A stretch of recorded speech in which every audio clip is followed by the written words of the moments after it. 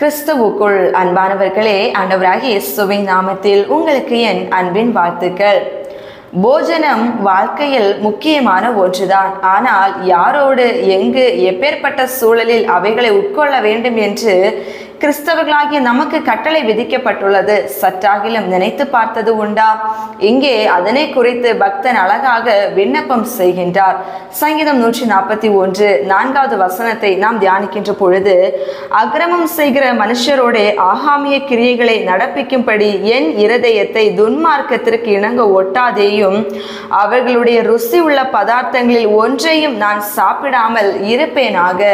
அதற்காக என் மனதை நீர் கட்டுப்பாட்டிற்குள் வைத்துக் கொள்ளும் என்று சொல்லி பக்தன் கர்த்தரிடத்தில் விண்ணப்பம் செய்கிறதை நாம் பார்க்கின்றோம். அன்புக்குரியவர்களே, போஜனம் எத்தகு ருசி உள்ளதாக இருந்தாலும் இந்த போஜனம் இனி என் வாழ்க்கையில் சாப்பிடுவதற்கு வாய்ப்பு கிடைக்காமலே போய்விடும் என்று இருந்தாலும், நாம் துன்மார்க்க ஜீவிதம் வாழ்ந்து கொண்டு கர்த்தரை வெறுக்கின்ற காரியங்களை செய்கின்றவர்கள் உங்களை ஒரு காரியத்திற்கென்று அழைத்தால் அங்கே உங்களுடைய பாதைகளை நீங்கள் தொகுத்து கொள்ளாதபடிக்கு, அவர்களோடு கரத்தை கோர்த்து கொண்டு நீங்களும் போய் பந்தியில் அமராதபடிக்கு எச்சரிக்கையாயிருங்கள். அவைகளை நம்முடைய தேவன் விரும்புவது இல்லை.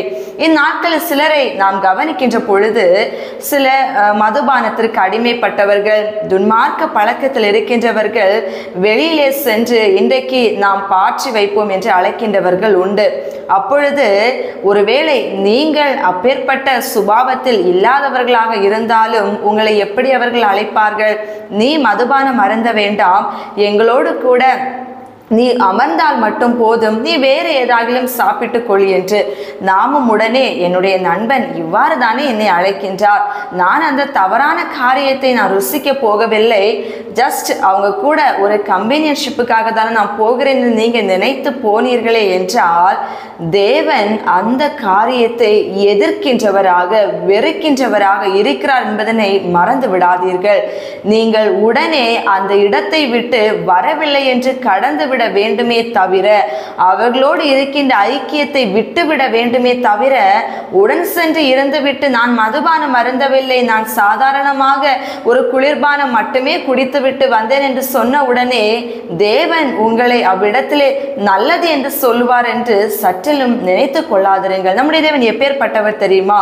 1 கொரிந்தியர் 8ஆம் அதிகாரத்தை நீங்கள் வாசிக்கின்ற பொழுது தெரியும். விக்கிரகங்களுக்கு படைக்கப்பட்ட பொருட்களை குறித்து உங்களுக்கு அறிவு உண்டு நான் நினைக்கிறேன். அவ்விடத்திலே அறிவு அல்ல, அன்புதான் பக்தி விருத்தியை உண்டாக்கும்.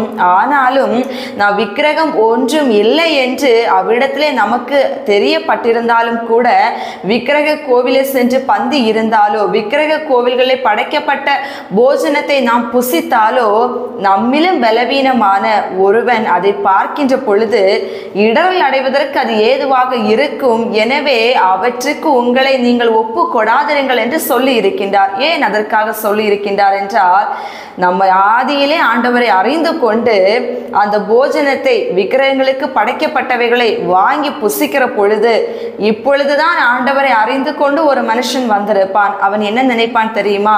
இவங்க முன்னாடியே கிறிஸ்தவங்க, இவங்களே சாப்பிட்றாங்க, நம்ம சாப்பிட்டா என்ன தப்பு என்று நினைத்து அவர்களும் அதை பின்பற்றுகிறதுக்கு ஏதுவாக இருக்கும். காரணம், அதற்கு நாமத்தான் இருப்போம். எனவேதான் பிறருக்கு இடரல் உண்டாக்கத்தக்க விதமாய் நீங்களும் இப்பேற்பட்ட தவறுகளை செய்யாதிருங்கள் என்று தேவன் நமக்கு எச்சரிப்பை கொடுக்கின்றார். இன்றைக்கு அநேகர் அதனை கூற மீறி நடக்கின்றவர்கள் உண்டு. விக்கிரக கோவில்களிலே படைக்கப்பட்டவைகளும் அங்கே பூஜைக்கென்று வைக்கப்பட்டவைகளையும் அவர்கள் கொண்டு வந்து கொடுக்கின்ற பொழுது, கிறிஸ்தவர்களுக்கு பேசுகிறேன், கொண்டு வந்து கொடுக்கின்ற பொழுது வாங்கி சந்தோஷமாக நன்றாக சாப்பிடுகிற கிறிஸ்தவர்கள் எத்தனை பேர் இருக்கின்றார்கள் தெரியுமா? கண்ணார கண்டதை நான் பேசி கொண்டிருக்கின்றேன். அன்புக்குரியவர்களே, இப்பேற்பட்ட காரியங்களை செய்யாதிருங்கள். அவர்களை நான் வெறுக்க சொல்லவில்லை, ஒதுக்க சொல்லவில்லை. தேவனுடைய அன்பை வெளிக்காட்டுங்கள், ஆனால் வேதத்துக்கு கீழ்ப்படிந்திருங்கள் என்று உங்களை பார்த்து சொல்லுகின்றேன். எனவே நீங்கள் பந்தி அமர போகின்ற பொழுதாக இருக்கலாம், நீங்கள் யாராயினும் கூட வெளியே சாப்பிட போகின்ற பொழுதாக கூட இருக்கலாம், தேவனுடைய கட்டளையை மீறி துன்மார்க்கர்களோடு, அக்கிரமக்காரர்களோடு, அநியாயம் செய்கின்றவர்களோடு, தேவனுக்கு முரண்பாடான வாழ்க்கை வாழ்ந்து வேதத்துக்கு புறம்பான செயலை செய்கின்றவர்களோடு சென்று உங்கள் பந்தியின் கரத்தை கோர்த்து கொள்ளாதபடிக்கு அவர்களை விட்டு நீங்கள் தயவாக வெளியேறி பிரிந்து கர்த்தருடைய தனித்துவத்தோடு கூட வாழ்வதற்கு உங்களை ஒப்பு கொடுப்பீர்களே ஆனால் உங்கள் வாழ்க்கை நலமாக இருக்கும். இல்லையேல் அவர்கள் எப்பேற்பட்ட ருசி உள்ள பதார்த்தத்தை கொடுத்தாலும் அது உங்கள் வாழ்க்கையிலே பாவமானதாகவே இருக்கு. அவங்க செய்கையிலே சுத்தம் இராது. அவங்க செய்கின்ற காரியங்கள் அத்தனையுமே அது பரிசுத்தத்தின் அடையாளமாக இராமல் கர்த்தர் வெறுக்கின்ற பாவத்தின் ஒரு ருசி நிறைந்ததாகவே அது இருக்கிறபடியினால் தேவனுடைய ஆசீர்வாதத்தை அதை நீங்கள் எதிர்பார்க்க முடியாது. என் அன்புக்குரியவர்களே, எனவே உங்க ரொம்ப பெஸ்ட் ஃப்ரெண்ட்ஸா இருந்தாலும் சரி, நெய்பர்ஸா இருந்தாலும் சரி, ரிலேட்டிவ்ஸா இருந்தாலும் சரி, யாராக இருந்தாலும் சரி, கர்த்தருக்கு ஒன்று பிடிக்கவில்லை என்றால் அந்த காரியங்களுக்கு உங்களுடைய போஜன காரியங்களில் இடம் கொடாதபடிக்கு தயவாக விளங்கி இருங்கள். கர்த்தர் அது நிமித்தம் உங்களை இன்னும் மேன்மையாக நடத்தி செல்வார். ஜெபிப்போமா?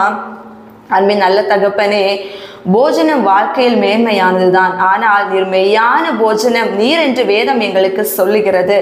எங்களுக்காக ஜீவ போஜனமாக கடந்து வந்தவர் நீர். ஜீவ அப்பமாகிய போஜனம் நீராக இருக்கிறீர். ஆனால் இன்றைக்கு உண்மை எங்களுடைய வாழ்க்கையில ருசியோடு கூட அப்பா நீங்க நல்லவர் என்று ருசித்து பார்த்து எங்க வாழ்க்கையில இதை அனுபவிக்க நாங்கள் இன்றைக்கு தெரியாமல் உலக மனுஷர்களும் தேவனுடைய வார்த்தைக்கு செவி கொடாமல் வாழ்ந்து கொண்டிருக்கிற மனுஷர்களோடு கைகளை பிணைத்து கொண்டு அவர்கள் கொடுக்கிற போஜனம் மிகவும் மேன்மை உள்ளது என்று எண்ணி பல நேரங்களிலே உங்களுடைய வார்த்தைகளுக்கு செவி கொடாமல் போய் பந்தியிலே அமர்ந்து அப்பா இன்றைக்கு அநேக வேதனைகளுக்கு உட்பட்ட காரியங்களை சிக்குண்டவனாக நின்று கொண்டிருக்கிறேன். அப்பா நீர் இதை பார்க்கிறீர் ராஜா. இனிமேல் நான் இந்த வார்த்தைகளை அறிந்து கொண்டேன். இனி பேர்பட்ட துணிகரத்துக்கு நான் என்னை ஒப்பு கொடாமல் கர்த்தாவே உமக்கு பிரியமான வழியிலே நடந்து உமக்கு பிரியமான போஜனத்தை என்னுடைய வாழ்க்கையில நான் ஏற்றுக்கொண்டு வாழ்வதற்கு கர்த்தர் என்னை பலப்படுத்த வேண்டும் என்று சொல்லி உம் கரங்கள் என்னை ஒப்பு கொடுத்து ஜெபிக்கிறேன்.